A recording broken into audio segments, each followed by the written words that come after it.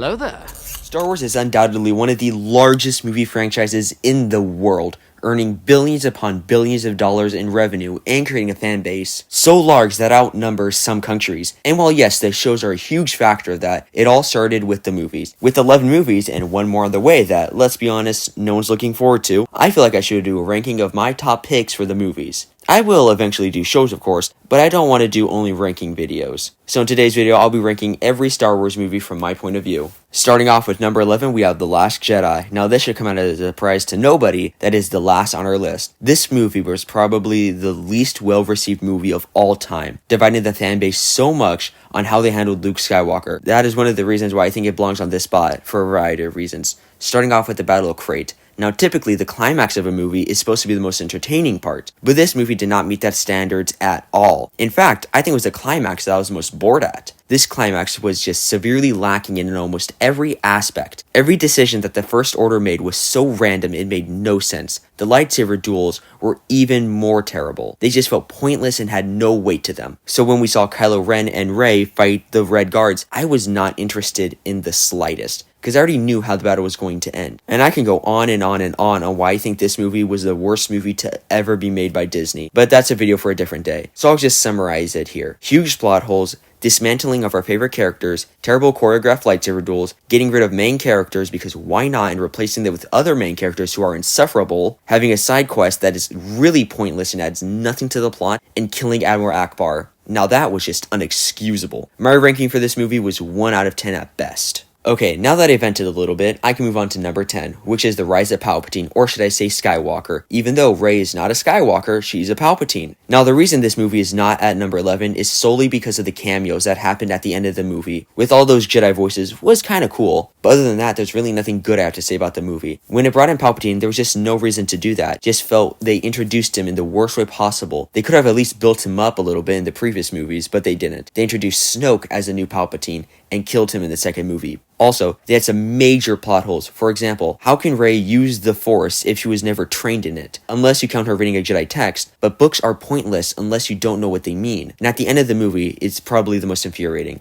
For starters, why did Rey bury Anakin Skywalker's and Leia's lightsaber on Tatooine in the sand? That seems like it's basically just a middle finger to Anakin. And also, at the very last scene we get to see is Luke and Leia as Force ghosts. Now that doesn't even make sense. Luke kind of makes sense because he's Luke, but Leia makes absolutely no sense. She was trained for like a few weeks at tops, but other than that, had no training. It took Qui-Gon basically his entire life, and even then, he wasn't strong enough to become a Force ghost. But I can't dunk too hard on it. It did finally end the Skywalker trilogy, even if it was the worst way possible. So I rank this movie a 2.5 out of 10 at best. I will now be moving on to movies that are actually okay, starting off with Solo. Even though this movie was probably one of the worst received movies of all time besides the sequels, this movie, in my opinion, was okay. I'm not going to say this movie was great. Heck no. There was a lot of flaws in it. I mean, we really did not need to see a Solo movie. No one was asking for it. But it was cool to see how Han and Chewbacca met. It was also cool to see the Empire in its earlier stages and how they recruited people. But still, the whole plot with L3 causing a droid uprising on Kessel was kind of weird because some droids did not have AI, especially if they're working in spice mines. Because instead of having AI, they were programmed, which really makes sense because if you're going to have AI running a facility, they could turn on you, which actually is what we see happen. So it really didn't make sense. But the ending when we saw Darth Maul for the first time in live action, that was super cool. I enjoyed that part so much. But I don't really have anything else to say, so overall, kind of pointless. That's basically what I have to say about it. It was cool, but pointless. So my ranking of this movie was 5. And at number 8 on this ranking spot, we have Star Wars: Attack of the Clones.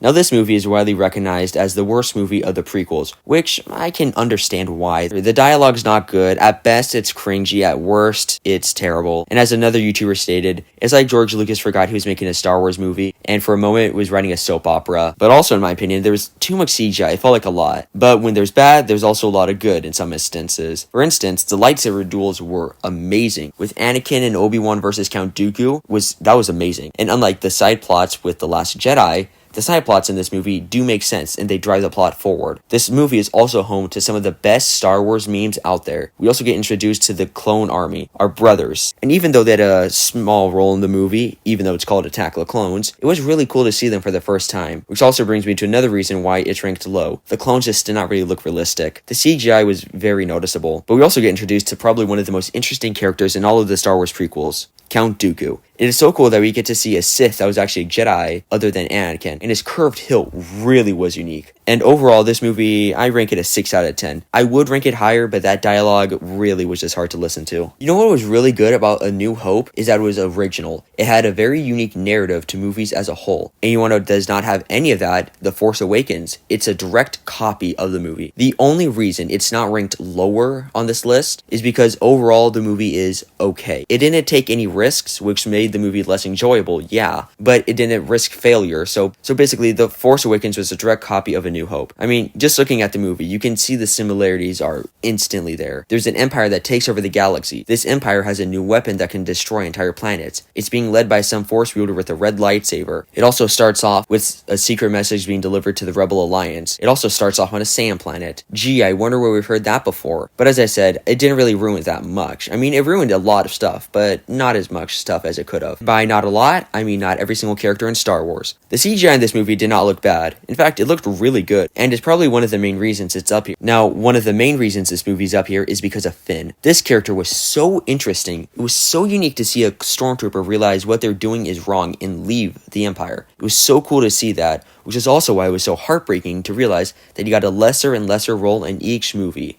They built him up as he was going to be the next Jedi, but then they completely just side-charactered him. It was also good to see the original actors again from the original movies, but then again, at the cost of ruining most of their legacies. So overall, a mid-movie. I rate it a 5.5 out of 10. We are now getting on to the movies that are pretty good, starting off with The Phantom Menace. Now, when this movie first came out, it had a global box office earning of over $1 billion, which even by today's standards is a lot. And it's not hard to see why. The actors did a really good job in the role they played. Besides Jar Jar, he haunts me in my dreams. It introduced one of the coolest characters to ever exist, that being Darth Maul, and probably had one of the best lightsaber duels of all time, being between Obi-Wan and Qui-Gon and Maul. But this movie is not perfect, sadly. In fact, there's a lot of things in this movie that were kind of bad. For starters, Jar Jar Binks. He just really didn't fit in with the tone of the movie and brought it down overall. There was also the CGI, which is better than Attack of the Clones, but in my mind, still mid. My ranking of this movie is 7.4 out of 10. This next movie on this ranking list is the first one from the original trilogy that has been ranked, that movie being A New Hope. This movie was such a unique perspective on the sci-fi movies, and while I may not have been born when it came out, I can still see why this movie was revolutionary. It is unlike anything I've seen before, and while they may have used very little CGI, it still looked really good. It really just shows that you don't need CGI to make a good movie. Although there is one thing I do have to critique on. It's that lightsaber duel between Obi-Wan and Darth Vader. That really hasn't aged well. But I mean, what do you expect? It was the first time we see anything like it.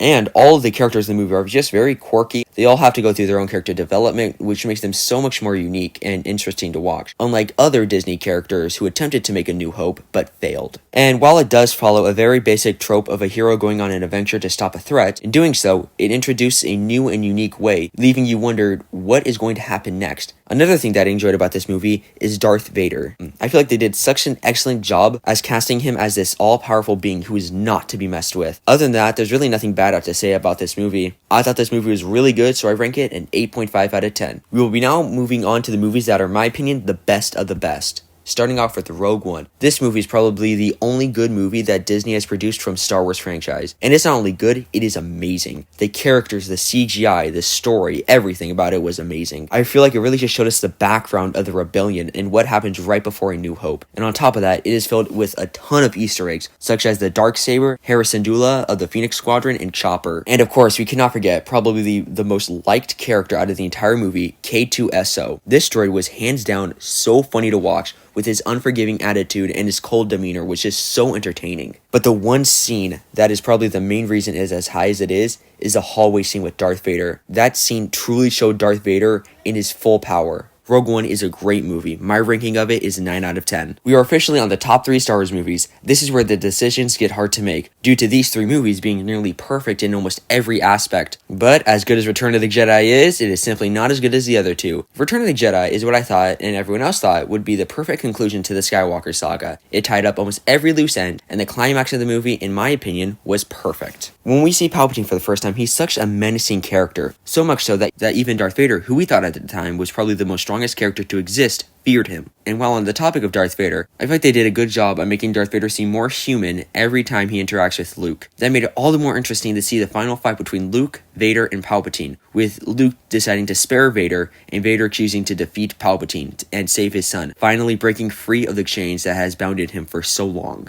This movie hits all the aspects that a great movie needs. It has a good conflict, the dialogue is really good, the characters fit in perfectly, the actors are amazing. There's really nothing negative I have to say about the movie, other than that being the Ewoks. The Ewoks kind of just made the movie seem a little childish. But I remember after watching the movie, I felt completely satisfied with Star Wars. I felt like there's nothing else that needed to be added afterwards. It was a perfect conclusion. And with that, my ranking of the movie is a 9.6 out of 10. And we are officially on the top 2 movies on this list. I had to think about this for a very long time before I came to the conclusion. Then I came to the conclusion that The Empire Strikes Back needs to be at the number 2 spot. It is perfect in almost every single way. The character development is astonishing. The world building is incredible. The acting is perfect. The dialogue is amazing.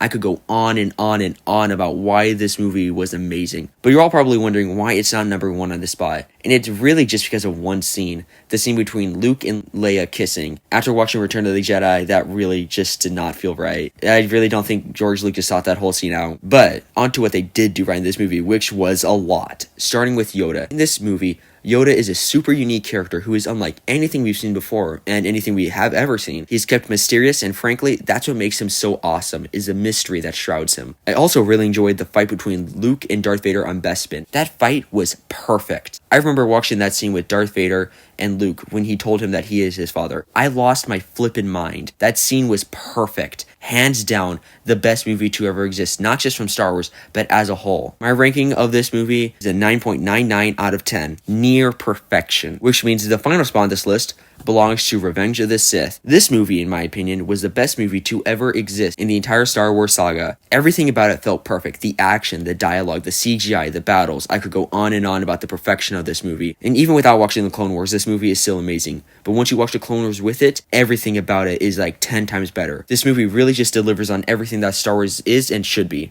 I don't think I need to go into any more detail on why this movie is amazing, because we all know why it is. The tragic downfall of Anakin Skywalker finally concludes the finale of the prequels. And obviously, my rating of this movie is a 10 out of 10. The perfect movie, in my opinion. And with that, I rated every single Star Wars movie from worst to best. Thank you all so much for watching today's video. What is your favorite Star Wars movie? Comment down below. And please just remember, this is just my opinion. So if you enjoyed today's video, make sure to like and subscribe. And with that, my fellow Star Wars nerds, may the Force be with you.